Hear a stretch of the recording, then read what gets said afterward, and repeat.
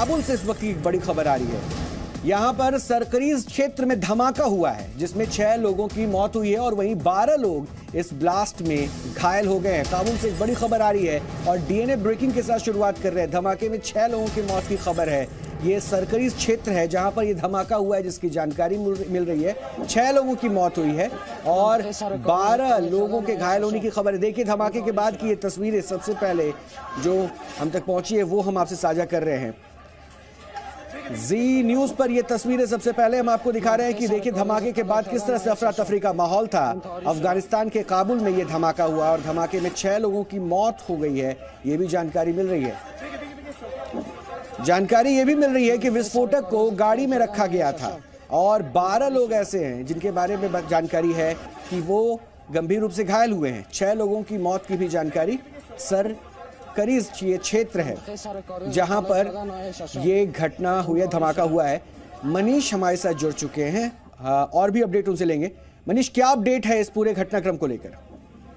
देखिए अभी जो लेटेस्ट जानकारी मिल रही है, 6 लोगों की इस धमाके में मौत हुई है और 12 लोग घायल हैं और ये काबुल के एक एरिया में हुआ है और ये कहा जा रहा है कि जो वहाँ शिया और हज़रा रहते हैं उनको टारगेट किया गया है। अगर आप याद करें तो अफगानिस्तान में पहले भी खासतौर पर शियाओं के ऊपर पहले भी इस तरीके के अटैक हुए हैं। अक्सर अफगानिस्तान के अंदर इस तरीके के जो आपस में जो झगड़े होते हैं कई बार शियाओं को वहां पे टारगेट किया जाता है। लेकिन ये शाम के वक्त ये धमाका हुआ है करीब 5-6 बजे के वक्त। बाजार ये एक मार्केट प्लेस है और जो आई विटनेस हैं वो बता रहे थे कि ब्लास्ट एक कार में रखा था और इतना ज्यादा पावरफुल था कि आसपास काफी ज्यादा एक तरीके से काफी दूर तक विस्फोटक की आवाज सुनाई गई और वहां पे कई लोग इंजर्ड थे जिसमें जिन लोगों को हॉस्पिटल लाया गया उसमें से पता चला कि 6 लोगों की मौत हो गई है। जो बाकी जो इंजर्ड है वो भी काफी सीरियस है।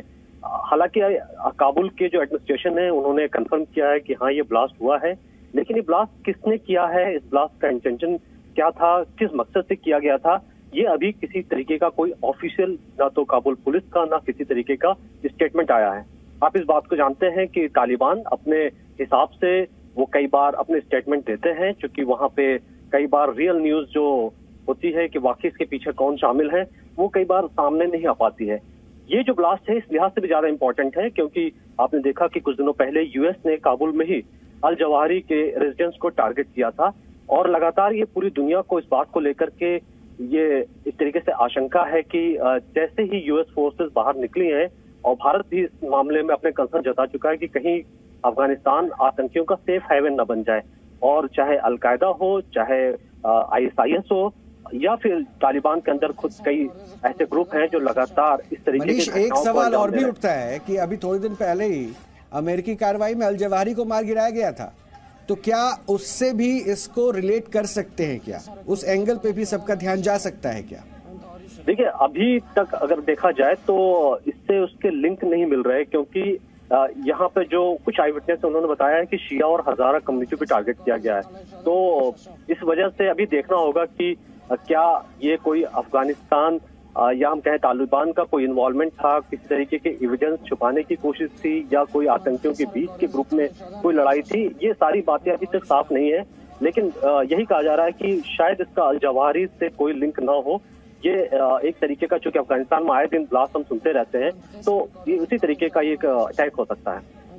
एक बार फिर से अपडेट दे देते हैं क्योंकि 2 जगह धमाकों की जानकारी मिल रही है। ऐसा अपडेट अभी लगातार हम तक पहुंच रहा है और ये तस्वीरें भी उसी धमाके के बाद की आप देख रहे हैं। अफरा तफरी का माहौल था। 6 की मौत की खबर आ रही है, 12 ऐसे हैं जिनके बारे में बताया जा रहा है वो घायल हैं।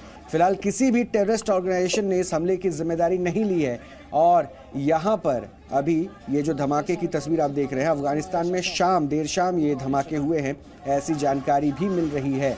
और उसके बाद अभी जो फिलहाल स्थिति है वो इन तस्वीरों के जरिए हम आप तक सबसे पहले पहुंचा रहे हैं। मनीष आपका बहुत बहुत शुक्रिया।